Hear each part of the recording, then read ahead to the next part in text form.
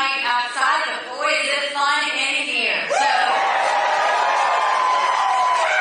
So I first want to say that as we go through this, we have some protesters in the House. And that's okay, because we also have some law enforcement in the House. So I will just say to my protester friends that if you want to say something, be respectful of everybody here that came to hear what I had to say. You can protest outside, you can protest all at once, but just get it out of the way so that we can get going.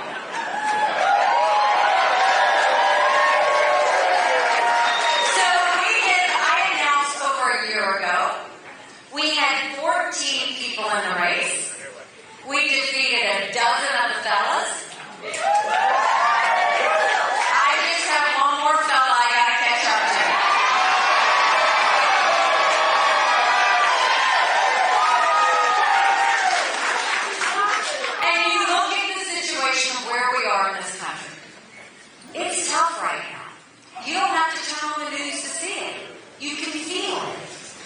$34 trillion in debt. We're having to borrow money just to make our interest payments. China owns some of that debt. And for the first time, we're paying more in interest than we are in our defense budget. You know who notices that? Russia, China, and Iran. Something's got to give. But you look at where we are, and no one's talking about fiscal responsibility anymore. You don't hear Donald Trump talking about it. You certainly don't hear Joe Biden talking about it. And look, I would love to tell you that Joe Biden did that to us. But I've always spoken in hard truths, and I'm going to do that with you tonight. Donald Trump and our Republicans did that to us too. You look at that $2.2 trillion COVID stimulus bill that they passed with no accountability. They expanded welfare that left us with 80 million Americans on Medicaid, 42 million Americans on food stamps. That's a third of our country. And did Republicans try to make it right? Nope. They followed that bandwagon and expanded earmarks and pet projects for the first time in 10 years, passing through 7,000 of them last year. In the 2024 appropriations budget, Republicans put in $7.4 billion worth of pet projects. Democrats put in $2.8 billion. Now you tell me who the big spenders are. All while 1 in 6 American families can't afford their utility bill. 60% of Americans are living paycheck to paycheck. 50% of American families can't afford diapers. Something's got to give. Don't you think it's finally time we had an accountant in the White House?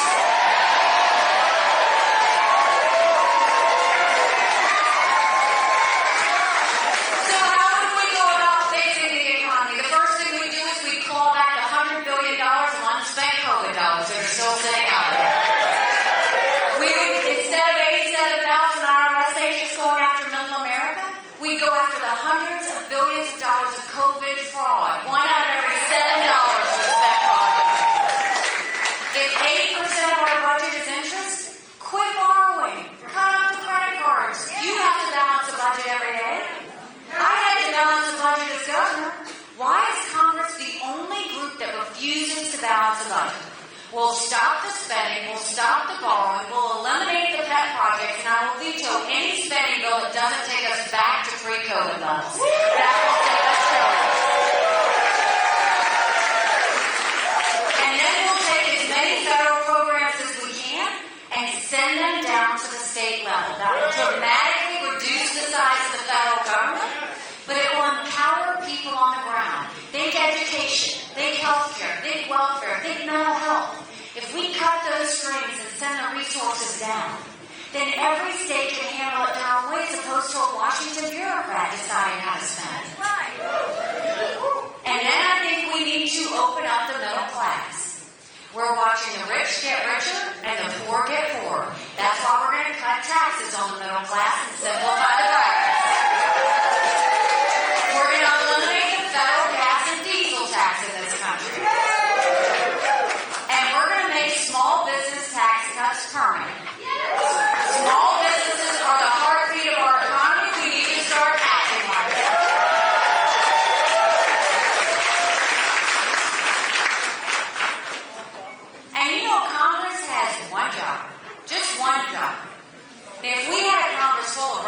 performance, we would have no problem whatsoever.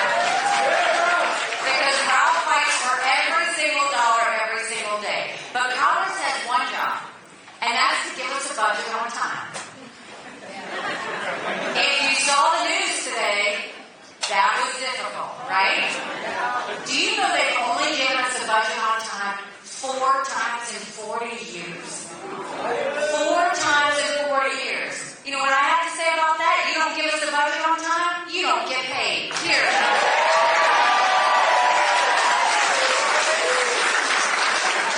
Don't you think it's finally time we had term limits in Washington, D.C.? Don't you think we need to have non-competency tests for anyone over the age of 75?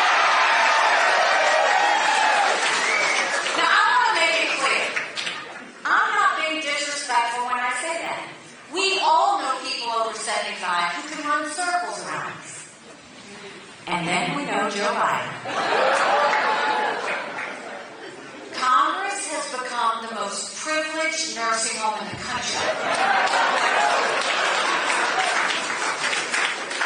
This isn't something to play with. These are people making decisions on the future of our economy. These are people making decisions on our national security. We need to know they're at the top of their game. And let's talk about the border. I can't believe this would happen in the United States of America. 9 million illegal immigrants have come across that border. We had enough fentanyl across the border last year that would kill every single American. Number 1 cause of death for adults 18 to 45? Fentanyl. And don't think for a second China doesn't know what they're doing when they send it over. Now, when I was governor, we passed the toughest illegal immigration law in the country. President Obama sued us over it, and we won. We'll take what we did in South Carolina, and we'll go national with it. We'll do a national E-Verify where every business has to prove the people they hire are in this country legally. We will defund sanctuary cities once and for all. No more safety. We'll put 25,000 Border Patrol and ICE agents on the ground and let them do their job. We will go back to the Remain in Mexico policy so that no one steps foot on U.S. soil. And instead of catch and release, we'll go to catch and deport. That is what will stop what's happening on the border. Now, if you look at what happened a couple weeks ago, there was a border bill. Now, the good part about that border bill was it strengthened asylum laws. We have to strengthen the asylum laws because 3 million illegal immigrants came in under the Trump watch because our asylum laws weren't strong enough. The weak part of that bill, it didn't have Remain in Mexico, and we need to have that. And it had a 5,000 person threshold. We can't even have a 1 person threshold. We don't want anybody coming that hasn't been vetted. But the problem is, Congress should have gotten in a room, strengthened that bill, and got it out. But instead, Donald Trump told members of Congress, don't pass anything until after the general election because it would hurt him. We can't wait 1 more day to pass a strong border bill.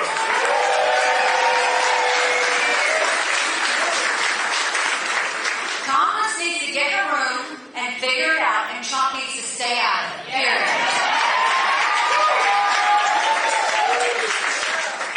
And you know, growing up in rural South Carolina, my parents taught me that you take care of those who take care of you. But I'm going to ask you if we're taking care of those who take care of us. Right now in America, over 35,000 of our veterans are homeless. 1 in 3 suffers from PTSD or thoughts of suicide. We lose 22 heroes a day to suicide. If a veteran needs a doctor's appointment at the VA, on average, it takes 29 days. Why 29 days? Because on the 30th day, they can go to the doctor or hospital of their choice. So midway through the 29 days, they get a call to reschedule, and the clock starts all over again. It's shameful how we treat our veterans.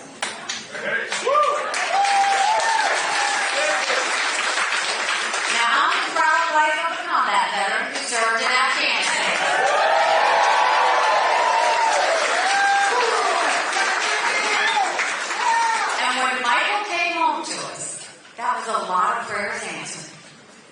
But that was the easy part. When we got home, life got hard. Michael couldn't hear loud noises. He couldn't be in crowds. Life had passed him by for the year that he was gone. And the transition was tough. We can't just love our men and women when they're gone. We gotta love them when they come back home, too.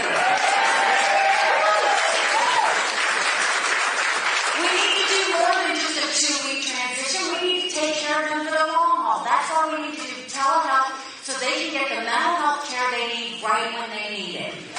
They should be able to go to the doctor or hospital of their choice. They've earned that right. And I think the best way to deal with the VA health care, I think every member of Congress should have to get their health care from the VA.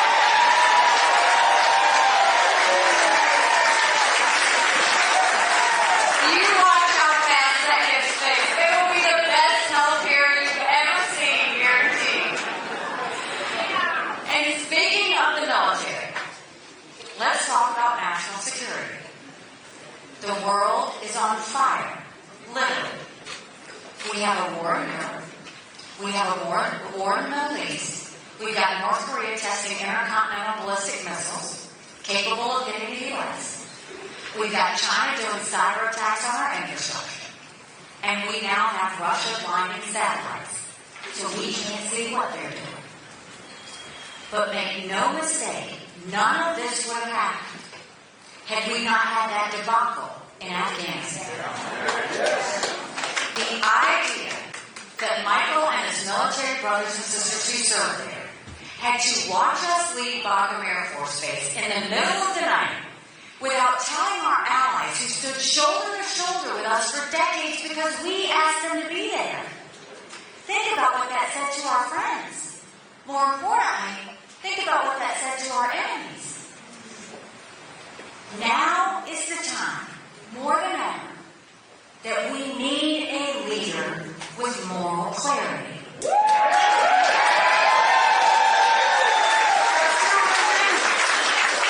need someone who knows the difference between right and wrong, and good and bad.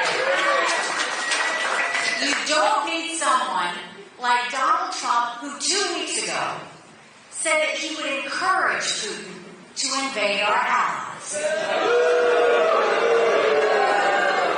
Now think about that. In that moment that he went off his teleprompter, he basically said he would side with a thug where 500,000 people have been wounded and killed because Putin invaded Ukraine. He said he would side with a tyrant who kills his political opponents. He said he would side with a madman who arrests American journalists and holds them hostage. Putin's made no bones about the fact that he wants to destroy America. And Trump is going to side with him over our allies who stood with us after 9/11? This is not the time that you go and make light with this. This is not the time to play footsie with dictators. This is a time where we need to do what I did when I went to the UN. I told countries what America was for and what America was against. I didn't care if they didn't like me, but I wanted them to respect America.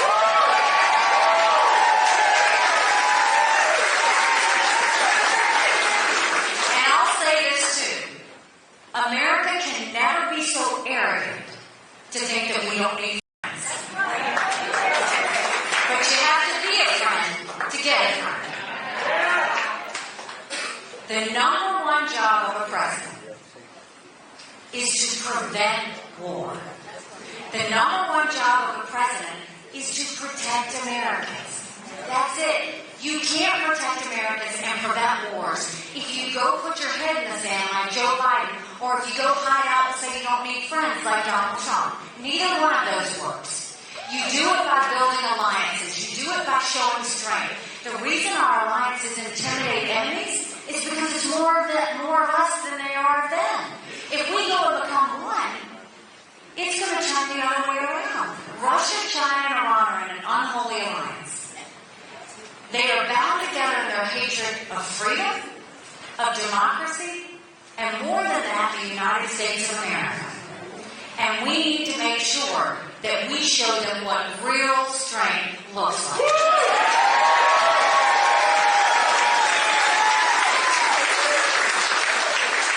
So we know what we need to do for national security. We know what we need to do for our domestic policy. Now let's talk about what you need to do on Tuesday. Because now we're going to talk about the politics of it all. If you go back and look at this year, I told you where we started. Just in the past couple of months, by the time we got to New Hampshire, they said we were going to be down 35 points, and we ended up getting 43% of the vote. And that night, Trump was not happy about it. He was literally unhinged. He went off about revenge. And my dress, by the way. And then the next day, he said anyone who supports her is barred permanently from that.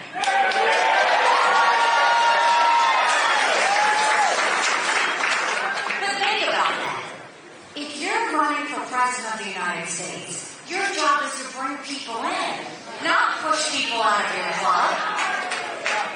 Then he goes the next day and he says to the RNC that he pushes them to name him the presumptive nominee. Now, we don't anoint kings in America. We have elections. And then he loses a couple of court cases and has some judgments, and he starts talking about how he's a victim. The problem with that, whether it was what happened the night in New Hampshire or after these court cases, at no point did he ever talk about the American people. He didn't talk about the fact that we were $34 trillion in debt. He didn't talk about the fact that only 31% of 8th graders in our country are proficient in reading. He didn't talk about the fact that we had a completely lawless and open border. He didn't talk about the fact that we have lawlessness in our cities. He didn't talk about the wars around the world. All he did was talk about himself. And the part he doesn't understand is this isn't about him. This is about the American people.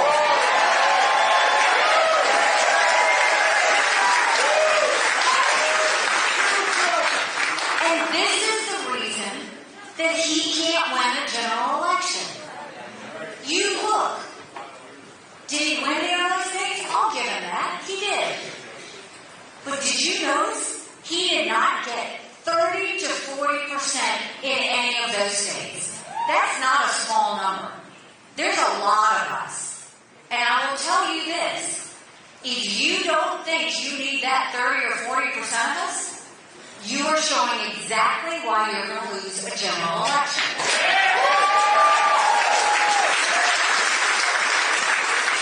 And don't listen to me. Look at the polls. You got the Marquette poll that came out last week. Joe Biden, Donald Trump, margin of error. On his best day, that's what he gets. I'm in those same polls. I was in that same Marquette poll. I defeat Joe Biden by 18 points.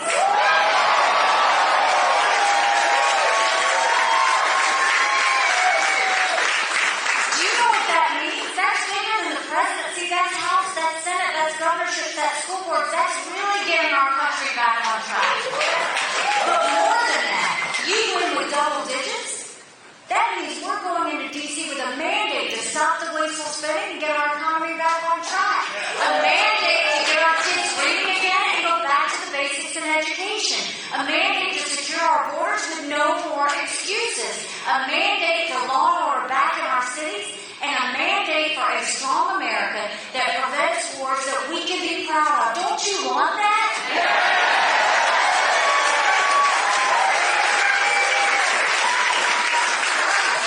Because we can have that. But in order to have that, it's going to take a lot of courage. Courage from everybody here. Courage for me to run. And courage for every one of you to know Don't complain about what happens in a general election if you don't vote in this primary. It matters. And you're not alone. 70% of Americans have said they don't want Donald Trump or Joe Biden. 60% of Americans think Donald Trump and Joe Biden are too old to be president. We can do better than two 80-year-olds running for president.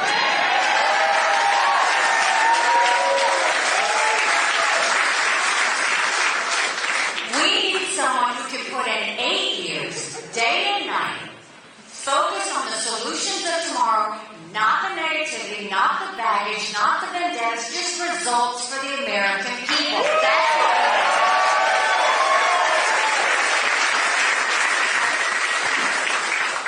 You know, 8 months ago, I dropped my husband Michael off at 4 a.m. for another year-long deployment.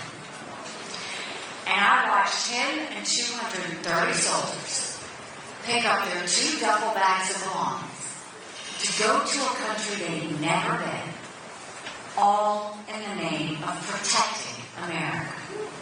They're willing to sacrifice their lives and their families because they still believe in this amazing experiment that is America. So if they're willing to sacrifice for us there, shouldn't we be willing to fight for America here?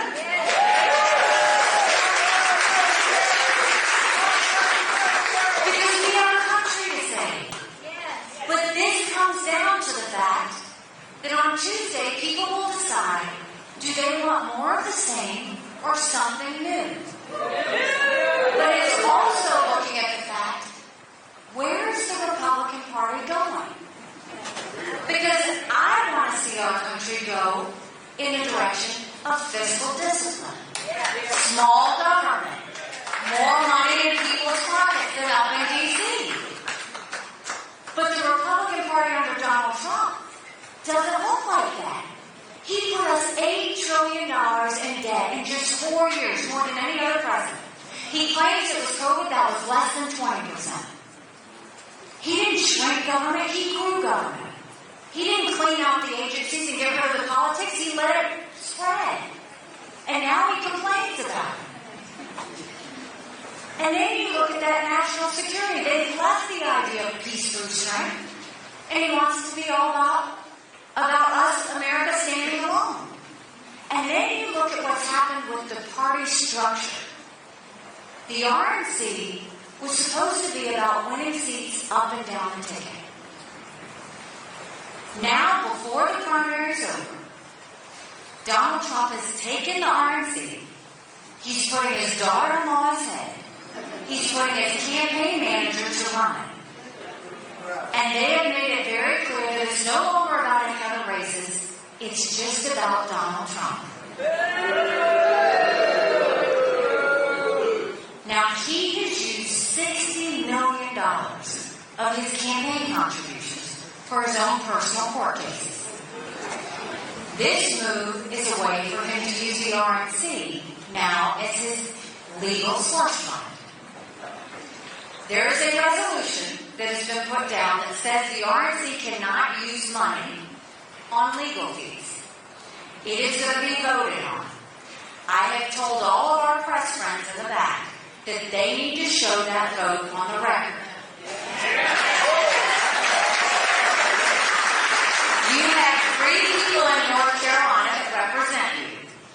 We need to see how the people in North Carolina vote, how the people in South Carolina vote. In every state in the country, are they voting to allow the RNC to pay his legal fees? If they are, we deserve to see it and know exactly what they're doing.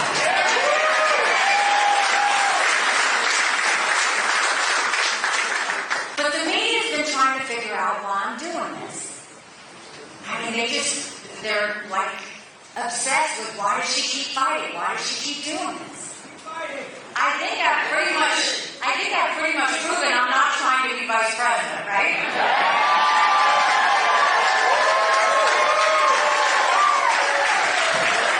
If I cared about my political career, I would have been out a long time ago.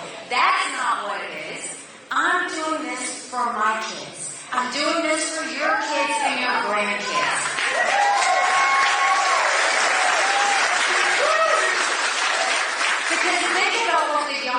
generation has been through. They went through COVID, which was traumatic. They're now sitting at $34 trillion in debt, and they know they're going to end up being responsible for it.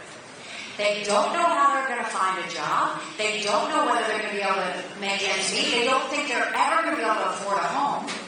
And they don't know if war is going to break out in any given moment. And if that wasn't enough, they're living in a country that's in this tent of anger and division. And then we want to know why so many of them have anxiety, stress, and depression?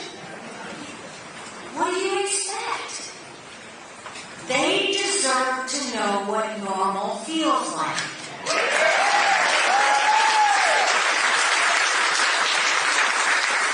It is not normal under Joe Biden to have millions of illegal immigrants coming into our country and nobody stopped them. It is not normal under Joe Biden to focus more on gender pronouns than whether the kids can read them. It is not normal to have these wars around the world. And it's not normal under Donald Trump to mock members of the military. It's not normal under Donald Trump to side with a tyrant over our allies.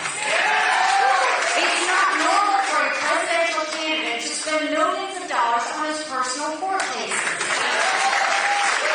And it's not normal to have Joe Biden calling his opponents fascists and Donald Trump calling his opponents vermin.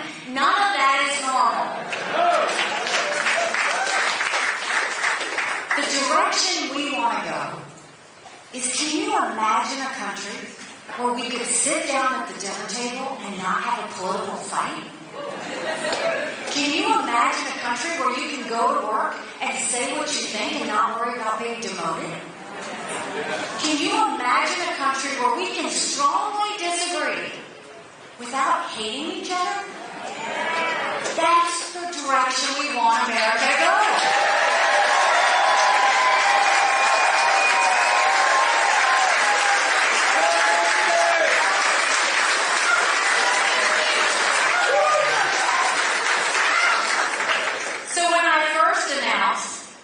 They asked me what the motivation was for me doing this. And I said, you know, my parents came here 50 years ago to an America that was strong and proud and full of opportunities. I want them to know that country again. I'm doing this for Michael and his military brothers and sisters. They need to know their sacrifice matters. They need to know that we love our country. I'm doing this for my daughter who just got married, and I saw how hard it was for her and her husband to buy a home. The average home buyer in America now is 49 years old. The American dream is leaving them. And I'm doing this for my son, who's a senior in college. And I am tired of watching him write papers, things he doesn't believe in, just to get an A. That's not us. That's not America. And for the first time, 81% of Americans don't think their kids are going to have as good of a life as we did. We can't be okay with that. I'm not okay with that. We do have a country to save. But that means we all have to do our part. So this is where I need you to step up. First of all, I need every one of you to go vote on Tuesday and take 10 people with you.